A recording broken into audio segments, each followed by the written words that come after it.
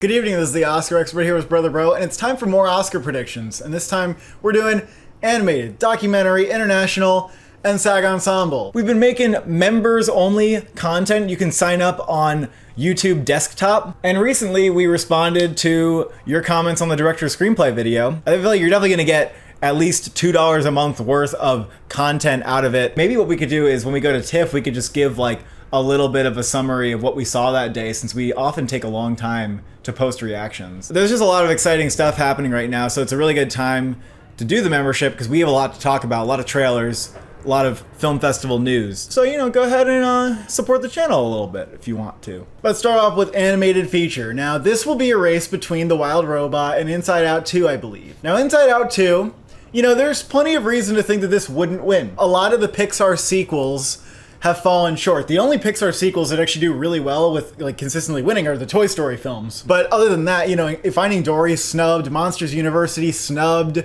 Incredibles 2 loses. Well, Incredibles 2 was the runner-up, and Toy Story 4 won in a year where there were a couple challengers, but it was like surprisingly weak, so, you know, you could kind of put them in the same camp. Inside Out 2 is like those films in that it's smashed at the box office. No, but it did more. Extremely well. It's the highest grossing film that Pixar has ever made. It's either going to win or it's running. It's very well loved by the GP as well. Like, it's not... I really liked it. I was surprised. Did not think that that was underwhelming, although they'd probably agree, sure, the first one's better, but like... It has really a strong buzz. Yeah, it has strong reviews. It's a strong movie. I didn't think that that would have a shot to win at the beginning of the year, but given that it made more money than Barbie... I think it completely revived Pixar in a sense. Like, yeah, that's not true. Financially, as well as, you know, invigorating people to, you know, still have faith in the studio. At this point, the only real challenger that it's going to have is The Wild Robot, which we know is like screening so much at TIFF that you wonder if they think that they can do some crazy People's Choice shit. Oh, they're clearly mounting an Oscar campaign here, and they're mounting an Oscar campaign to win. Like, they are in it to win it. I think it looks good, but I don't think that it looks as life-affirming as it's maybe trying to be. Maybe some people will find it that way. I think some people are gonna really like it. Yeah, I mean, I just don't think that it's gonna get like an 80 on Metacritic. That's just... I actually think if I were to predict, what do you think it's going to get? I think it would get like maybe a 69 on Metacritic. Really? No, I think the top critics are going to be the hardest judges on it because they're not going to be as blown away by it. I feel like it's going to be in the 70s somewhere. It'll get a 90 on Rotten Tomatoes. Metacritic's going to be the harder audience. I think I can parse the message from the trailer and I'm like, okay, I know it's going to give me that message and I'm not going to think it's that profound. And then other people are going to see the film, they're going to get the message and they're going to think it's so profound, it's just going to hit them in the right way. Some people are going to really love it. Yeah, I think so. And they're going to think it's like one of their favorite movies of the year, and people who are animation film junkies are going to love it. Actually, I'll put that at number one. I have it at number one too. All right, I'll do it. And the stats right now in Award Expert, 69% think Inside Out 2 is winning and 23% think The Wild Robot's winning. I think number 3 is clearly Flow. It's clearly Flow at this point. And that's something that, you know, the community hasn't caught on to. Flow is number 7. No way. Really? Yeah. When Flow premiered at Cannes. When that got good reviews at Cannes, in regard section, I immediately thought, well, that's going to be like, you know, that indie nomination, like the Robot Dreams of this year. But it's more than that because it's actually also the international film submission. And so it's technically a contender there. I think it's less likely there, but it is nonetheless a submission. So I think that this is just strong. Like, it just seems like the studio is really trying to get a nomination here. Yeah, it's doing all the right things, and it has some great critical acclaim. It has a 3.8 on Letterboxd. Doesn't look like it's going down anytime soon. Now, Wallace and Gromit, you know, Chicken Run 2, Chicken Rugget, to bring back Chicken Rugget. That didn't happen. Maybe Wallace and Gromit 2 is like that. Yeah, wait, why wouldn't this be absolutely mid? Absolutely mid? Yeah. Absolutely. I don't know. I mean, mid. Wallace and Gromit has had sequels before, and people have thought they were good. Wallace and Gromit: The Curse of the Were-Rabbit, which was nominated for the Oscar, was, you know, made over a decade after the original series premiered. And this studio, you know, they usually get in. Like, I think it'll probably be good. I guess it is possible that it could be Chicken Rugget. Yeah, that's just it. It will definitely get a BAFTA nomination. But, you know, if it fails all else, then you might have some red flags there. Shaun the Sheep has also surprised at the Oscars. Shaun the Sheep 2 got it, yeah. 1 and 2. So the studio's usually very successful. Now then you have Memoir of a Snail, which is one of my most anticipated films of the year because I really like Mary and Max. And if you don't know what that is or you haven't seen it, you gotta go see the movie. It's a fantastic film, surefire tearjerker as well. That filmmaker is just this incredibly passionate guy who spends like years on his project. His prior film was a short film that won the animated feature Oscar. You might be saying, well, why would this get nominated when Mary Max didn't?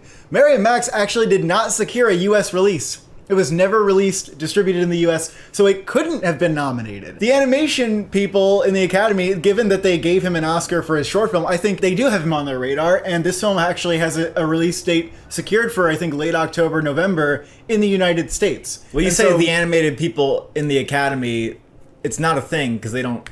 Yeah, but you know they vote, but like everybody votes for that category. Yeah, but even after that rule change, they still let indie films in there a lot. Also, Mary Max has developed quite a reputation. I think. Yeah, I understand that. So I actually do think this is going to get nominated, and I put it at number 4. But don't you worry that because of that change in the branch voting rules for animated feature that Moana 2 could replace it? Or maybe Moana 2 will replace because visibility matters a lot when it comes to voting in this category. We know that Memoir of a Snail premiered at the Annecy Film Festival to rave reviews. I'm so excited, and it also has a really good voice cast. Yeah, it does have a really good Letterboxd so far, even though it's early. And then, would you consider putting Moana 2 at number 5? I would consider it because here's the thing: Moana 2, I think that very likely could be a Frozen 2, where it's like people like it, but doesn't get the Oscar because it's not getting people that excited. The same with Finding Dory and other Pixar sequels, Disney sequels that we've mentioned. I mean, Moana 2, I will say, I don't think it looks bad. I don't think that there's any it's not gonna be red bad. flags with the trailer. But it might be like, oh, that was pretty good. I just don't see it getting people really excited. It's going to do really good at the box office. So did Frozen 2.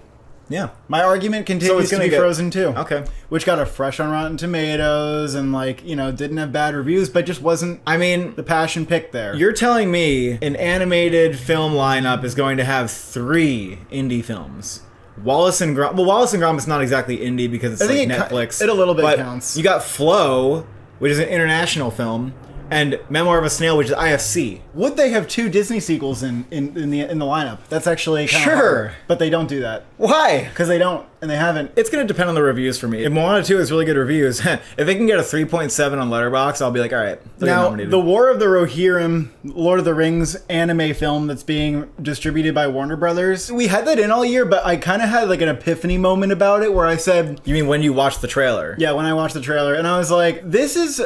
more like a special interest anime, Comic-Con fan type of movie. Yeah, these movies do well enough that Warner Brothers is investing in this project. Like Demon Slayer, those kind of movies. But again, those, the Oscars don't really touch you unless you're a Ghibli film, and then Mirai happened. And also Suzume didn't happen. It just seems like it's appealing to a specific audience. And I do feel skepticism like you do that it's going to break out of that and into something like an animated feature category. Piece by Piece, they didn't nominate the Lego Movie. They didn't nominate the Lego Batman movie, but will they nominate the Lego documentary about Pharrell Williams? It is surprisingly, I think it sounds really mid. Surprisingly going to Telluride and TIFF. That is pretty big. I mean, TIFF is no surprise, but Telluride's a surprise for me. And I also think that it sounds all right, but I guess there's something to it, and they might get a song nomination off of that. Yeah, there's 3 nominations this movie could get. Documentary, animated song. It cannot get documentary.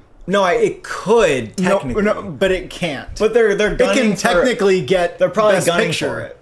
But it's not going to. I agree it's not going to work. We'll talk about that in the documentary category. But also, Piece by Piece, I think that's got to get nominated for song. I'm keeping that in until proven otherwise. Orion in the Dark, that's probably not going to happen. Absolutely not. Orion in the Dark's not happening. But, the Sea Beast got nominated. It's not the Sea Beast. Transformers 1, which looks like a child's my dear movie. God, the Letterboxd on Transformers 1 Holy is shit. Shocking. Shockingly high. A lot of people thought it was very good. I'm just going to go ahead and say that this is like TMNT, except even less, because I just think that they're going to see the word Transformers, they're not even going to pay attention. What if it's really good? Unless I'm silly. Hold up. Unless I'm silly. Don't just dismiss it yet. Maybe it could surprise and be acclaimed, but I don't know. Something about it. There's something about it. I'm not going to do it. Something about it. You're not going to do it? No. I think The Most Precious of Cargoes did not get great reviews out of Cannes. That got completely killed. It might not even come out this year in the US. I don't know what else. Let's go to documentary. So documentary is often a category where Sundance will get 3 or more in there. Now, the likely Sundance films, Daughters, excellent, is out on Netflix. Go watch this documentary. You will cry. It is the documentary to beat as far as I've seen this year. That could win. Perhaps. It does bear some comparisons to Sing Sing. You have Black Box Diaries. That was a really buzzy documentary film that has enough artistic sensibilities. That film and Daughters from Sundance, I watched both. And I thought, like, those are absolutely contenders for the Oscar. Black Box Diaries, it's kind of about like one of the ripples of the Me Too movement, but this one is in Japan. It's very riveting and it feels very important. That just seems like you gotta have it in there at this point. You know, documentary is really unpredictable. Maybe I shouldn't expect to get a lot of these right, but that just seems pretty in there. A few others that I feel really confident in for this point in the year. They all have deep and important subject matters. That's mainly what I'm going off of. One of them is No Other Land, which is about the relationship between a Palestinian activist and an Israeli journalist, mostly detailing some of the things that are happening in the West Bank. It's not really a film about Gaza. Like, you're not going to get 20 Days in Mariupol, but it very much is about the conflict of Palestine versus Israel. People who see it believe that it's very important, very essential, and I'm really looking forward to seeing this. I want to see it at TIFF, but it might not work with my schedule, unfortunately. Really excited. This is like a 4.1 on Letterboxd right now. Another film that has great reviews, and I'm talking a 92 on Metacritic, is Sugarcane. It's about an investigation into abuse and missing children at a Native American residential school. And so, you know, it's a reckoning for all of us in North America about the, you know, the relationship that we've had with the indigenous people here. That film's just getting very acclaimed. Like, I really want to see it. And then we got Separated, which we don't know that much about, but it's from director Errol Morris, who did The Thin Blue Line. It's going to premiere at Venice. He's very well known in the documentary space. This film is about the Trump administration's family separation crisis at the U.S.-Mexico border. I mean, pretty bait subject matter. Oh, yeah. A lot of the times, not every documentary in the lineup is like this super socially important, like, big statement. I think those movies are good bets. But right now we're like 5 for 5 of movies that are, you know, tackling really like large issues, which is, I think is fair. I think that we're on the right track. And that have acclaim, like that have, you know, 4 of these have been seen. And I agree, it's a good thing to go off of like, hey, what would the IDA do? Or what would some of these more indie groups do who are making a documentary? The other thing about Separated is it has potential for some virality in the digital viewing marketplace, like people being interested in this film who are just interested in that subject. I mean, there's so many people who... Virality hardly gets you anywhere. With this doc branch, they will nominate things no one's heard of. Fair enough, but it helps. I mean, usually docs don't go viral, and usually the ones that do go viral are about celebrities, and that's the thing they really don't care about. On that matter of celebrities, you have like Superman, the Christopher Reeve story, which we actually saw at Sundance. Very good, very moving, but probably not going to happen at the Academy Awards because, like, IDA, they don't really pay attention to these films like that. And the populist documentaries, and especially ones that are kind of just focused on like one famous person, like the Michael J. Fox movie was like winning Critics' Choice, and you know, when that happens, you still got to maintain that the Oscars will not nominate that film. It's just a pattern that is obvious at this point. Another populist documentary is Will and Harper, with Will Ferrell traveling around the country with his trans friend who recently came out. And that seems like a really delightful, funny, moving film that I'm excited to see, but it is not going to be something the documentary branch goes for. One that I think is very possible is The Remarkable Life of Abelin, another Sundance film. Very acclaimed, one of the most acclaimed Sundance films. It sounds very gut-wrenching. It's about a Norwegian gamer who died of a degenerative muscle disease. Your community is predicting Frida. Like, I don't know what that is. The community doesn't know what to do with this category, so hopefully we're going to help them out here. Well, Frida's just isn't like that type of thing. No, Frida's exactly the kind of movie that wouldn't get nominated. So is Skywalker's a love story. I think Sperm World's like a maybe. I think that premiered at Berlin to some good reviews. You know, again, we have Piece by Piece. I'm not even putting it on the list because the doc branch would never do that. I'm not going to disagree. Also, your app thinks that Youth Spring is getting nominated. This is 100% misinformation. Like, they are not nominating a Wong Bing documentary. They're just not going to do it. I watched the first hour of it. Also, it doesn't even have that good reviews. Like, it's actually not. It's just straight up not going to happen. I think what happened was a few people predicted it early, and people just saw it in the app and were like, "Okay, I guess I'll predict that." Soundtrack to A Coup d'Etat is something I'm looking out for. It currently has a 3.8 on Letterboxd. Very critically acclaimed. Like, I don't see why that couldn't happen. You know, there are a lot of films that are on the cusp, and this one's just very critically acclaimed. So why not? Other films that won't be nominated: Jim Henson's Idea Man, The Greatest Night in Pop, all the youth movies. You know, there's a trilogy of youth movies. Like, this is just one of 3. International, you know, we will have to have Amelia Perez at number 1. This could be submitted by France or Mexico, it seems like. Is there a scenario where it gets submitted by neither France nor Mexico? Maybe. So here's the scenario, ball. just for fun. France has The Count of Monte Cristo. That film was like a 4.2 on Letterboxd. Clearly one of France's biggest films. It is actually in French, unlike Emilia Perez, which is in Spanish. I think they could submit The Count of Monte Cristo. And I think if they did, it would get nominated. Well, France is known for submitting the wrong movies. They've done it a lot of times, and they did it last year. If that happens, it will then go to Mexico. And Mexico could submit Pedro Paramo, directed by cinematographer Rodrigo Prieto. We'll see if it's good. It's going to premiere at the Fall Fests. I'm not really sure how to calculate whether Mexico would submit that over Emilia Perez. I think they probably would go with Emilia Perez. So there's a little bit of armor, a little bit of padding in case France doesn't do it. Just something to look out for, something to pay attention to. Now, today we got big ass news that The Seed of the Sacred Fig will indeed be submitted by Germany. We thought it didn't have a chance because Iran won't submit it. There's not a chance for that. But Germany has a stake in the production of this film, and they've chosen to submit it. So that thing is number 2. It's getting nominated. It's get a lock now, and it might get screenplay. It could even win. If it makes it into Best Picture, it could win. Or if Emilia Perez isn't nominated, it'll win.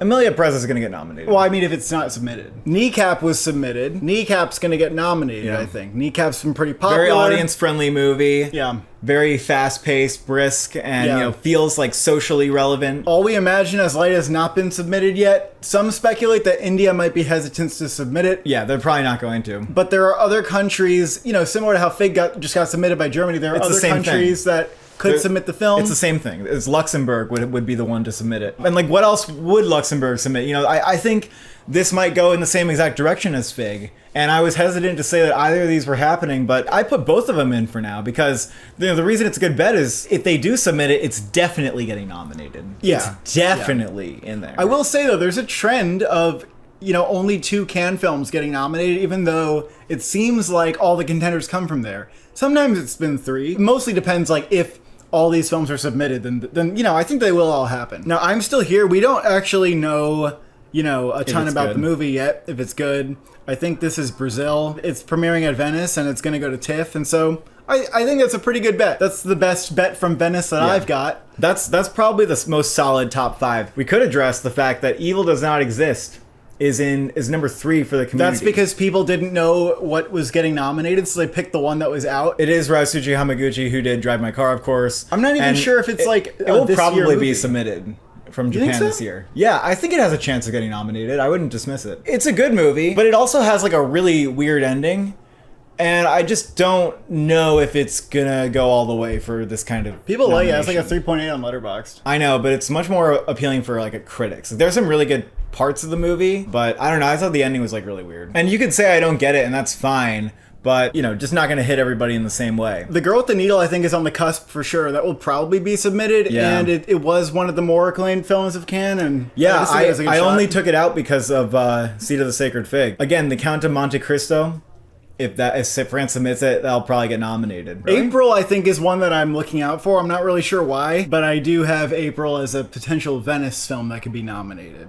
Everything else at Venice, we usually get only 1 or 2 films that come out of Venice really strong in this category, so I'm not going to go crazy and put every Venice film on here. Partenope could be nominated just because Italy might submit it, because they have submitted, they do just like submitting his films. Yeah, that one has crazy divisive reactions. I don't think it'll be nominated. It has all the great things that Sorrentino offers us, and it also has all of the very indulgent and possibly, repetitive to the point of maddening things that Sorrentino is known for. I think Flow is number 10 because that's already going to be a contention for animated feature. On Becoming a Guinea Fowl is worth having on the list.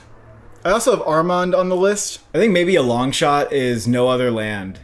If that gets submitted for international and documentary, Well, maybe there's something there. Yeah, but Mariupol didn't even get nominated, even when everyone was certain about it. That's true. Let's do SAG Ensemble. This is looking pretty interesting. Well, I don't know what would happen to Sing Sing for it to not be able to win this. Sure, it's not Amelia doing that Perez well. would have to be winning Best Picture and take SAG Ensemble. That's You what didn't would have to get, it happen. wouldn't have to win Best Picture to take on SAG Ensemble. That's a scenario where, people just like that movie too much and then it beats Sing Sing. Sing Sing may not be smashing at the box office. A24 is trying new things. Like they're offering people tickets for free now. Mm-hmm. They really just are trying to do a word of mouth.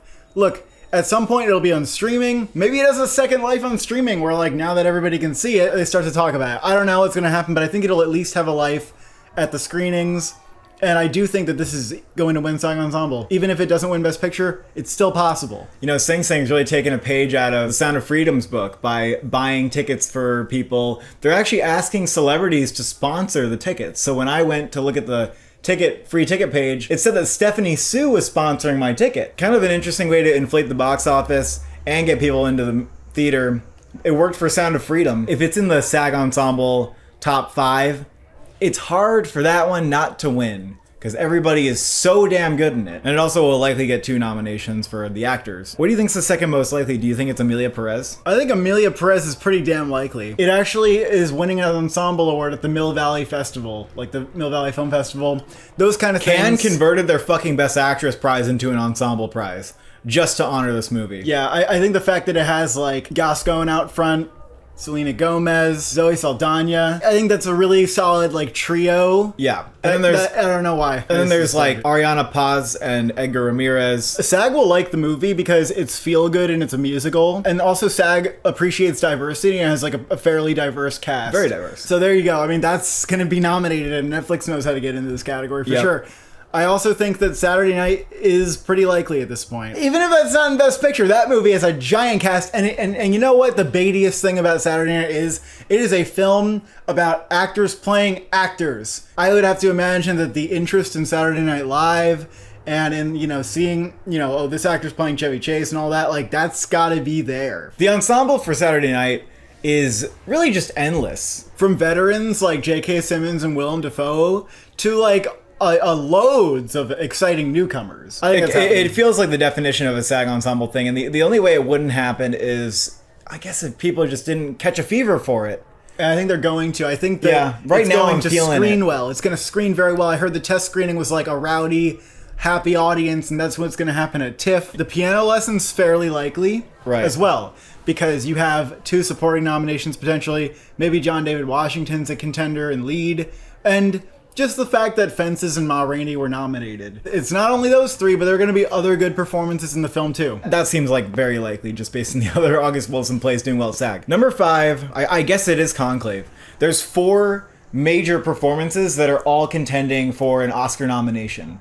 Because we're going to include 2 supporting actors. Yeah. I mean, at this point, we're thinking that this will get 3 SAG nominations outside of Ensemble. And also, I heard from the screenings that like there are other male actors in it who are also standouts other than Tucci and Lithgow. So like I think that it will be quite a cast. I just think that's the best bet out of It's number 3 else in the app right now. Number 3 for Ensemble. Well, I mean, I had it at number 5. It's an acting showcase, isn't it? There's always that film that I feel like is a lock for Best Picture and is doing well, but just can't get into SAG for some reason. Like last year was Poor Things for reasons I could never fathom.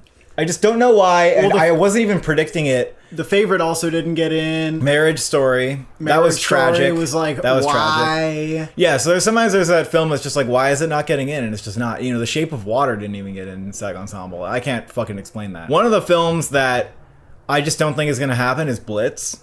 I'm not even sure it'll get close to be like a Poor Things getting snubbed for Ensemble, but I just don't think it's going to happen.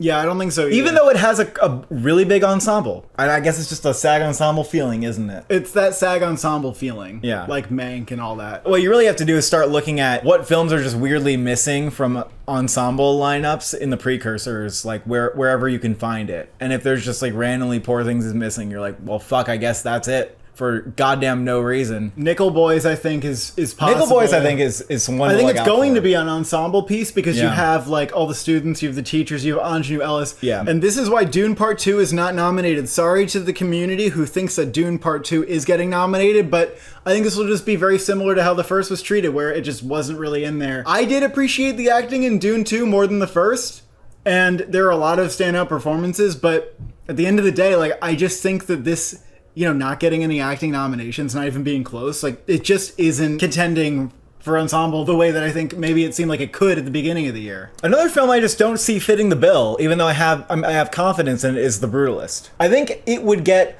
lead actor and maybe a supporting nomination, and they could even be locks, and it just wouldn't get ensemble for some reason. Like Tar. 5% of people are predicting Anora at this point. It might just be that it doesn't happen. But Anora has a fantastic ensemble, and I'm not just talking about Mikey Madison, Mark Edelstein. Karine Kariguin gives a great performance. Basically like the two Armenian guys in the film. Like, I think they're really great. Yura Borisov, Vachi Tovmasian. There's basically 5 performances in Anora that are really standouts, and everyone's really great in it. I buy it. I actually think it could happen, especially if Anora takes off in the way that maybe it'll start winning some Best Picture awards somewhere. I think Anora's going to take off, and it could surprise for SAG Ensemble. Yeah, it would be interesting because, you know, unfortunately, everybody except for Mikey Madison feels like their performances could be overlooked, and like they're probably not going to get nominated for Oscars. But I do think that's unfair. I think everybody should get their flowers for this one. I would love to see a SAG Ensemble nomination. I wouldn't predict it at this point, though. Gladiator 2 is possible, given that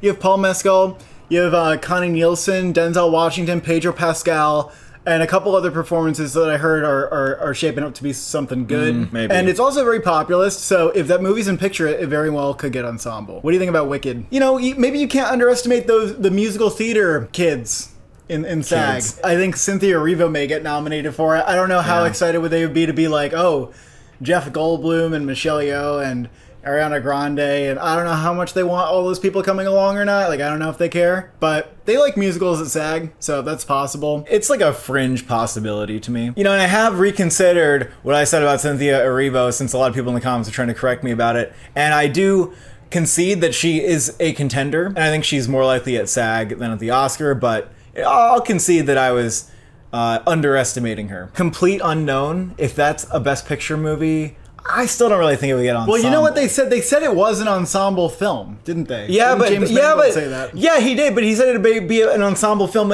about a bunch of musicians, and it looks like the screenplay got whittled down to just 2. I don't think it's an ensemble film anymore. I think that was early on in the production. They were conceiving of it as a little bit of a different film than it actually is. A little bit of a correction. It doesn't seem like it's centrally about any of these people, but you know, you have a person playing Johnny Cash, Alan Lomax. I think there will be other performers that are like playing musicians, but I don't know. I don't think it's gonna matter because they're not probably in it that much. Joker, I don't think there's a chance for that because the first one didn't get nominated. No. What about The End? The End will have a good ensemble probably. It probably won't be good enough to be like way up there, but yeah. I think Queer doesn't have enough people in it. And those are the Oscar predictions for those categories that we did. We still got to do texts, and then we're going to be done with August predictions. Thank you for watching. Thank you for subscribing. Are you still clinging on to hope that Dune Part 2 is getting ensemble?